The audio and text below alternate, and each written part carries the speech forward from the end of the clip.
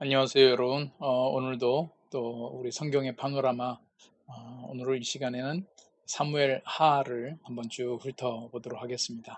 지난주 그 사무엘 상에 이어서 사무엘 하에 대한 내용인데요. 우리 지난주에도 정리했지만 이 사무엘 하라고 하는 제목, 셰페르 슈무엘, 그래서 이 셰페르라고 하는 건 책이라고 하는 얘기고요. 그 이름으로 책 제목이 되어 있습니다.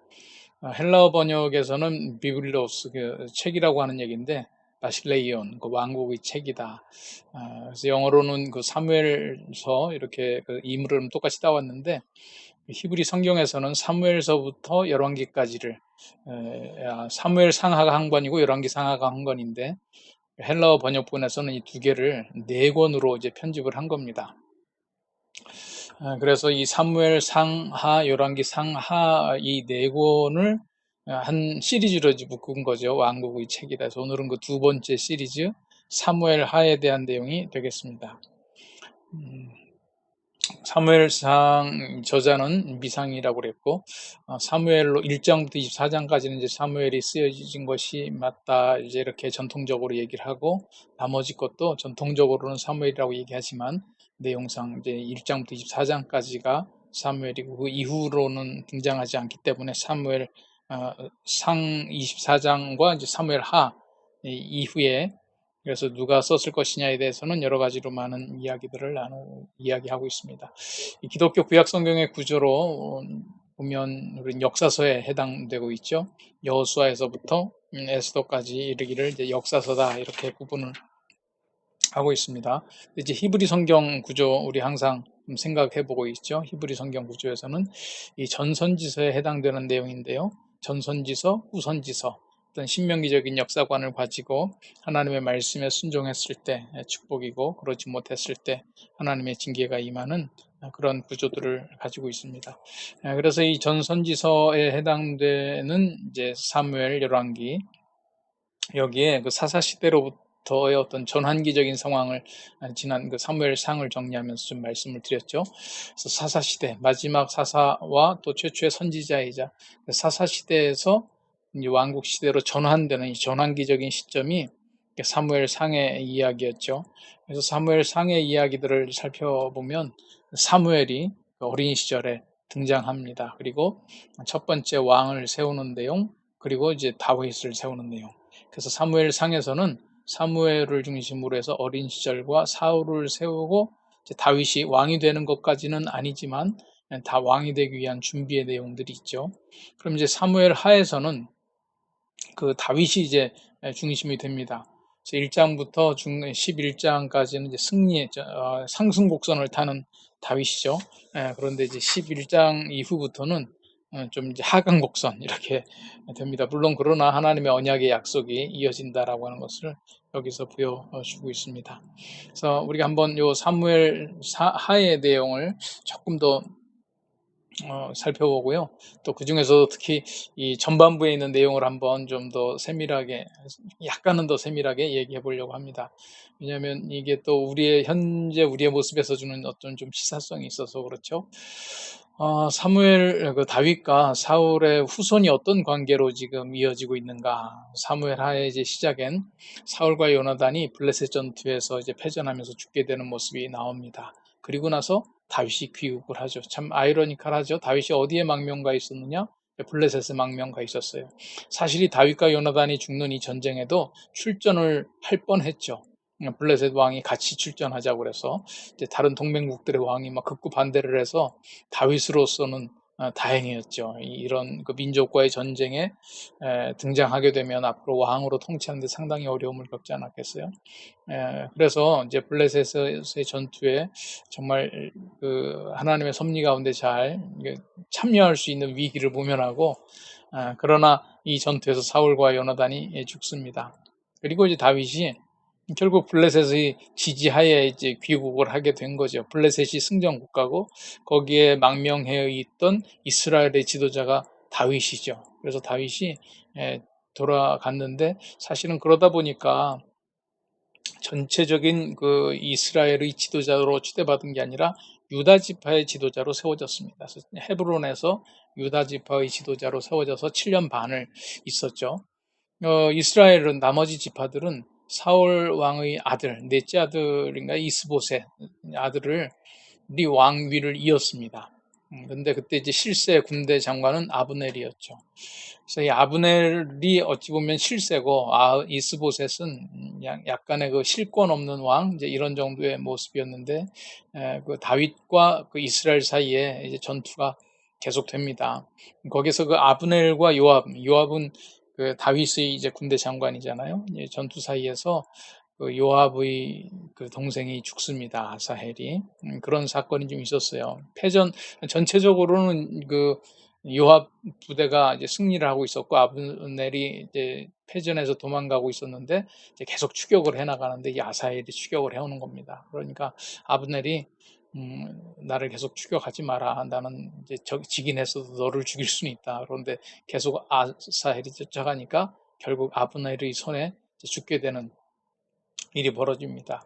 이게 이제 나중에 또 어떤 갈등의 씨앗이 되죠. 그래서 그 아브넬과 이스보셋, 그 북쪽은 그렇게 되어 있었고, 이스보셋이 왕이고 아브넬은 군대 장관이지만 이 둘 사이에서 좀 갈등이 이제 발생했어요. 아브넬이 사실 실세로서 조금 힘을 행사하다 보니까 이제 좀 교만해졌죠. 그래서 그 아버지 사울 왕의, 이스보셋 아버지 사울 왕의 첩을 이제 이 아브넬이 거느리는 그런 상황도 발생하고, 그러니까 이스보셋이 거기에 대해서 이야기를 해나가니까 하여튼 그 부분에 대한 좀 갈등이 생겼습니다.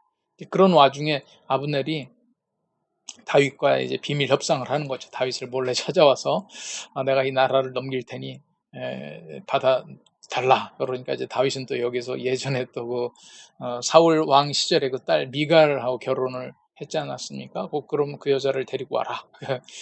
그러니까 이제 그런 협상들이 잘 이루어져 가지고 이제 그 아브넬이 이제 북으로 돌아가고 있는데, 요압이 이제 그 상황을 보고 그 동생 아사헬에 대한 죽음이 얼마나 참 안타깝습니까? 그러니까 아브넬을 찾아가서 할 얘기 있다. 그래서 돌아가는 아브넬을 또 비밀리에 만나가지고 아브넬을 죽입니다. 그러니까 또 북쪽에서는 실세 장관이 남쪽을 방문하고 오다가 죽게 됐으니까 정말 남북 간에 엄청난 위기가 발생을 한 것이죠.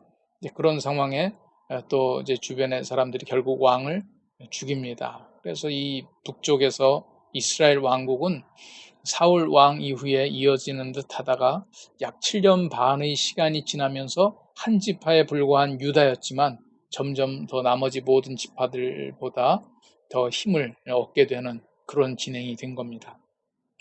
그래서 이 다윗의 전성기를 맞이하죠. 이게 5장부터 10장까지 이어지는 내용입니다. 결국은 이스라엘의 그 모든 대표자들, 북쪽 지파들이 이제 다윗을 찾아옵니다. 왜냐하면 다윗이 그 이스보셋과 아브넬의 죽음에 대해서 진정으로 애도하고 슬퍼한다라고 하는 것을 보면서 이 이스라엘 그 나머지 지파들이 다윗이 정말 우리를 같은 형제로 품고 있구나라고 하는 생각을 가지고 이제 찾아오는 거죠. 그래서 다윗은 헤브론에서 자리를 잡고 있다가 통일왕국의 수도로 예루살렘을 정하고 예루살렘을 정복을 합니다. 거기에 정말 힘든 요새 지역인데 그 예루살렘을 정복해서 통일왕국의 수도로 삼는 것이죠. 그리고 그 이후에 언약궤를 운반해오고 성전 건축을 시도를 합니다.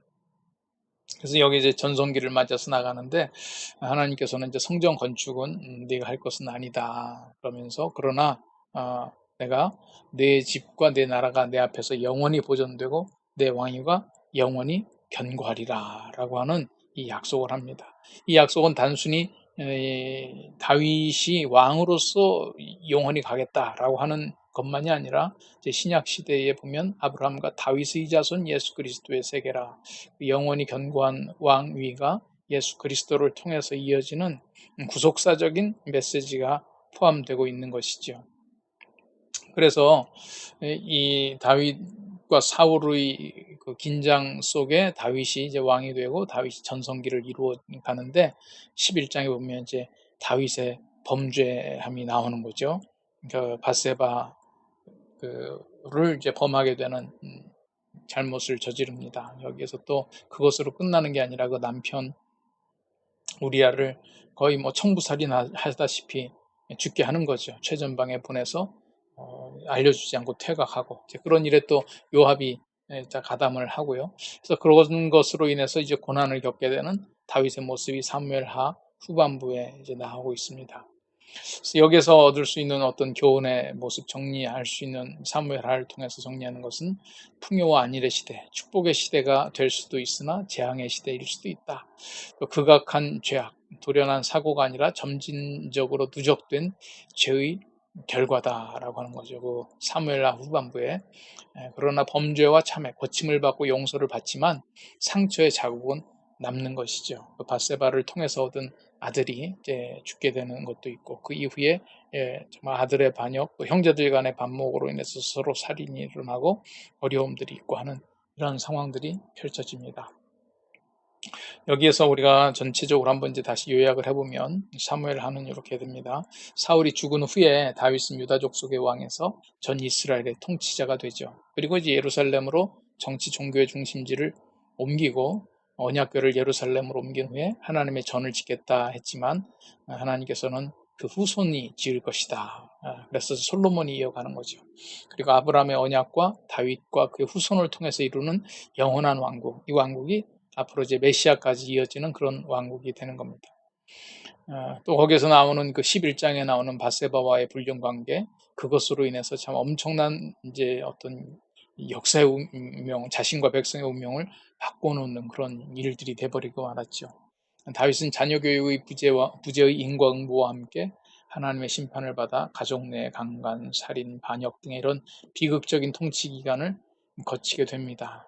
그렇지만 징계를 받을 때 하나님 앞에 겸허하고 그를 신뢰하는 아름다운 태도가 있었던 것이죠.